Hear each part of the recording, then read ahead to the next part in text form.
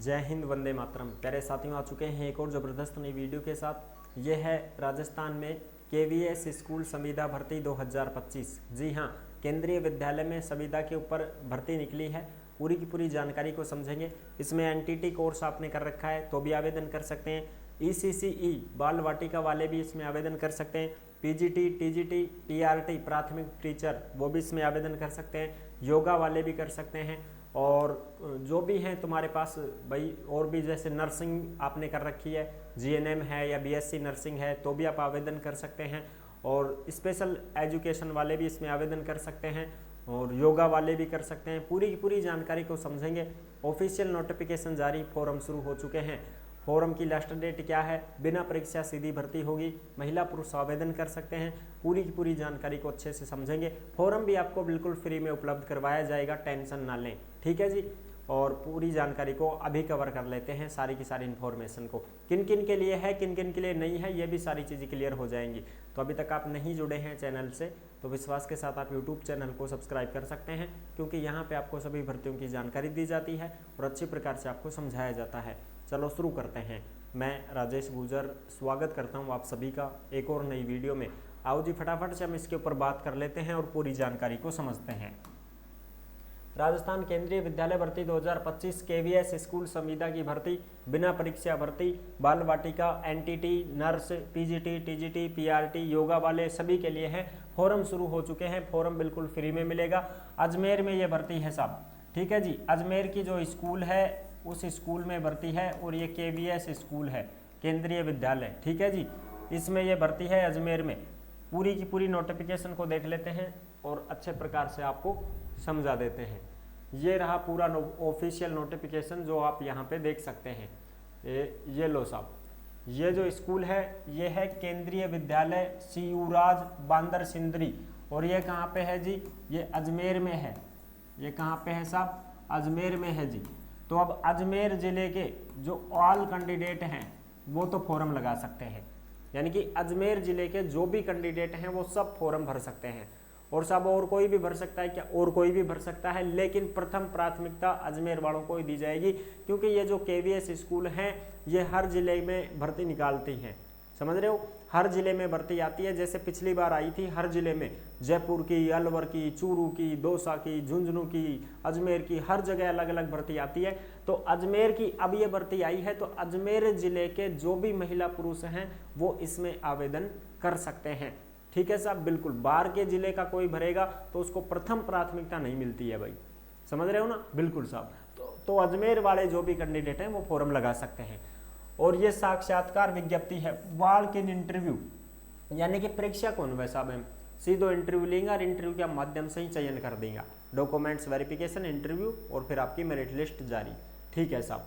तो इसमें देखो इंटरव्यू होता है इस विद्यालय में सत्र 2025-26 के लिए पूर्णतः अस्थायी रूप से अंशकालीन अवकाशकालीन रिक्ति के लिए है ये, यानी कि छुट्टियां का पैसा कौन मिलेगा था, जितनी ड्यूटी करोगा उनका हिसाब से ही तनख्वाह मिलेगी साहब, ठीक है जी। ये अंशकालीन है, अस्थायी नौकरी है, परमानेंट नहीं है, संविदा की वैकेंसी है, ठीक है साहब। और ये टेलीग्राम के ऊपर आपको पूरा नोटिफिकेशन, फॉर्म सब कुछ आपको मिल जाएगा टेलीग्राम के ऊपर। जिस नाम से यूट्यूब चैनल है उसी नाम से टेलीग्राम चैनल है, उसी नाम से इंस्टाग्राम चैनल है, उसी नाम से फेसबुक आईडी है। सभी साथी फॉलो कर सकते हैं, जुड़ सकते हैं। टेलीग्राम के ऊपर आपको भर्तियों से संबंधित जो भी अपडेट आती है, जो नोटिफिकेशन आती है, जो भी नोटिस आता है वो सब टेलीग्राम के ऊपर डाला जाता है। और इंस्टाग्राम के माध्यम से आप ऑडियो कॉल कर सकते हैं, हमसे बात कर सकते हैं। किसी भी भर्ती की जानकारी आपको लेनी है तो आप इंस्टाग्राम पे संपर्क कर सकते हैं। मैसेज भी अगर आप करते हैं तो उसका रिप्लाई भी आपको जरूर दिया जाएगा, ठीक है जी। तो इस पर शिक्षक प्रशिक्षुओं का पैनल तैयार करना है। इसके लिए इच्छुक और योग्य आवेदक अपना पूर्ण रूप से भरा हुआ आवेदन पत्र, मय स्व प्रमाणित दस्तावेजों की छाया प्रति, पासपोर्ट साइज की फोटो, पहचान पत्र छाया चित्र के साथ 7 मई 2025 को विद्यालय में मूल दस्तावेजों के साथ उपस्थित हो जावे। यानी कि फॉर्म को भेजना नहीं है कहीं पे भी, फॉर्म ने निकाल लो, भर लो, फोटो फाटो चिपका लो, सारा डॉक्यूमेंट्स है कि फोटोकॉपी करवा लो और उसको साथ लेके जाना है 7 मई को। 7 मई को सीधा इंटरव्यू होगा साहब। फॉर्म को भी साथ ही लेके जाना वहां पे 7 मई 2025 को इस स्कूल के एड्रेस के ऊपर, ठीक है जी। वहीं पे आपको जाना पड़ेगा, वहीं पर आपका इंटरव्यू होगा और वहीं पे आपका चयन वगैरह बाद में लिस्ट आएगी। इंटरव्यू वहीं पे होगा आपका। चलो साहब आप देख लेते हैं टाइम वगैरह और किस किस में, देखो पद देख लो इसमें, प्राथमिक शिक्षक और बाल वाटिका अध्यापक, प्रशिक्षित स्नातक शिक्षक, टीजीटी, टीजीटी में देखो अंग्रेजी वाला, गणित वाला, सामाजिक विज्ञान और संस्कृत वाला। टीजीटी का मतलब होता है सेकंड ग्रेड। तो ये सब्जेक्ट अगर आपके पास हैं तो आप टीजीटी के लिए फॉर्म लगा सकते हो।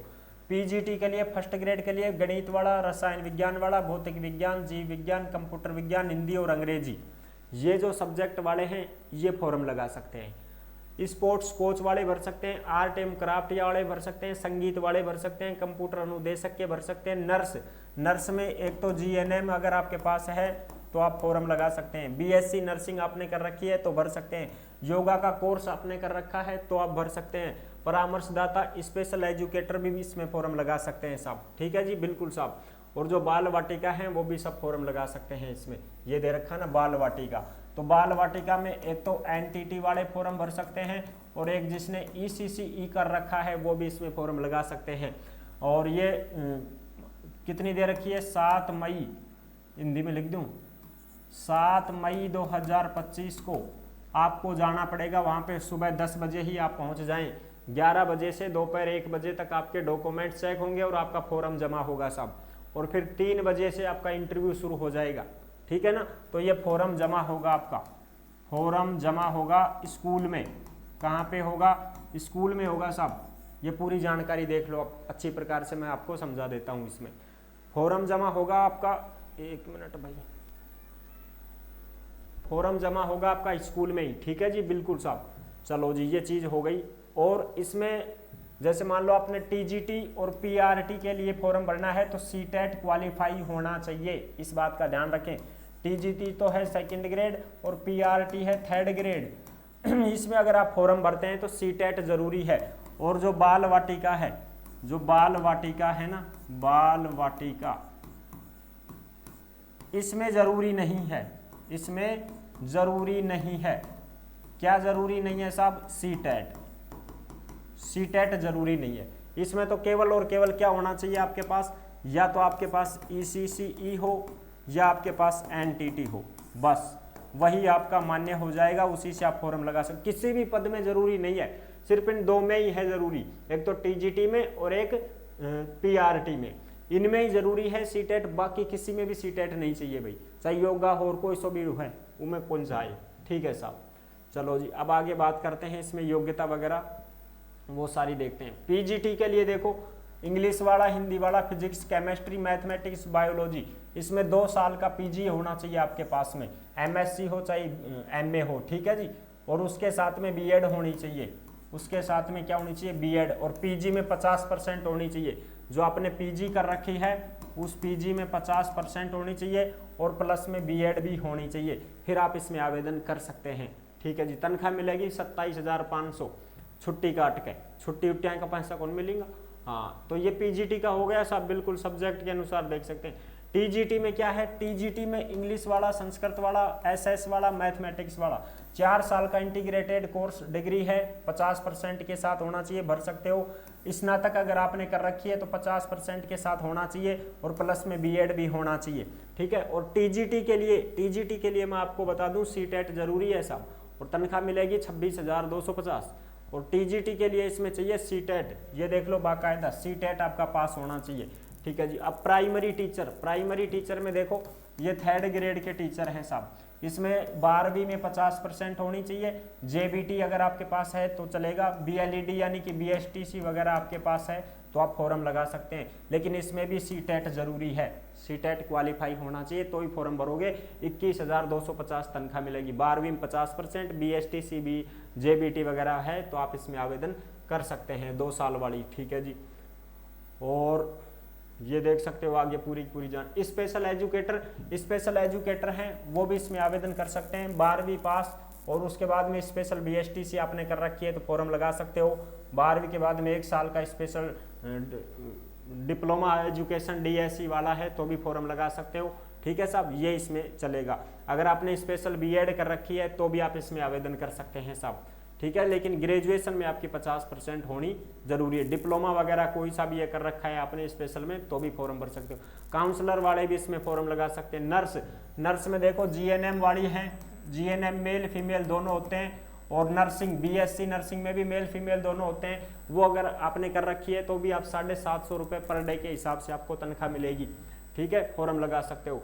स्पोर्ट्स कोच वाले हैं, फिजिकल एजुकेशन वाले हैं, वो भी फॉर्म लगा सकते हैं। और कंप्यूटर इंस्ट्रक्चर वाले हैं वो भी फॉर्म लगा सकते हैं। योगा टीचर वाले भी फॉर्म लगा सकते हैं साहब। ग्रेजुएशन अगर आपने कर रखी है योगा से तो भी फॉर्म भर सकते हो। 1 साल का कोई भी योगा का कोर्स आपने कर रखा है तो भी आप फॉर्म लगा सकते हो। 21,250 रुपये तनख्वाह मिलेगी। बाल वाटिका टीचर, अब एने देखो ध्यान से, बाल वाटिका में 12वीं पास होना चाहिए 50% के साथ में। डिप्लोमा नर्सरी टीचर का है 2 साल का तो भी चलेगा। प्री स्कूल एजुकेशन है तो भी चलेगा। ECCE वाला है जिसको हम DECE बोलते हैं वो भी चलेगा। और B.Ed नर्सरी है तो भी चल जाएगा, ठीक है जी। अरे भाई तो भी चल जाएगा। 21,250 रुपये आपका वेतन रहेगा साहब इसमें, ठीक है जी बिल्कुल। अब इसमें बाल वाटिका ECC NTT इसमें ये नहीं दे रखा है कि कौन सा चलेगा, कोई सा भी हो सभी चलेंगे। आल डिप्लोमा, ठीक है। अब वो तो उनके ऊपर निर्भर करता है वो किसको चलाते हैं, बाकी सभी भर सकते हैं भाई। किसी भी बोर्ड से आपने NTT की हो ECCE की हो आप फॉर्म तो लगा ही सकते हैं, ठीक है जी बिल्कुल साहब। ये चीज़ें हैं, ओके साहब। ये सारी की सारी जानकारी मैंने क्लियर कर दी है। अब इसका फॉर्म दिखा दो साहब। तो ये रहा इसका फॉर्म। ये फॉर्म आपको टेलीग्राम के ऊपर मिल जाएगा साहब। कहाँ पे मिलेगा? टेलीग्राम के ऊपर मिल जाएगा। केंद्रीय विद्यालय चुराज, ये है तुम्हारी बांदर सिंदरी, ठीक है जी। ये है पूरा का पूरा बायोडाटा इसमें भरना है। यहाँ पे आपकी फोटो लगानी है और यहाँ पे अपना नाम लिखना है। जैसे मैं मेरा नाम लिखूँ RAJESH राजेश गुजर, इस प्रकार से। यहाँ पे आप किस पद के लिए फॉर्म भरते हो, बाल वाटिका PRT PGT जो भी लिखना है। Date of birth male female हो वो लिखो, मैरिड अनमैरिड लिखो, कैटेगरी लिखो। जैसे भाई मैं इसमें आ रहा हूँ OBC में तो इस प्रकार से। और भी जो चीज़ें आपको भरनी है वो आप भर सकते हो। परमानेंट एड्रेस है वो भर सकते हो। पिन कोड नंबर भरो, एड्रेस खुद का, नाम गांव पता, ढाणी वार्ड नंबर जो भी है वो सब लिखो। यहाँ अपने कब पास की, कौन से बोर्ड से पास की वो लिखो। जैसे सेकेंडरी 10वीं पास किस बोर्ड से की, तो ये की है साहब RBSC राजस्थान बोर्ड अजमेर से। कब पास की, तो मैं साहब 2014 में पास करे हो। सब्जेक्ट 10वीं में तो ऑल सब्जेक्ट हैं, कितनी परसेंटेज बनी 10वीं में साहब मेरी 62 बनी।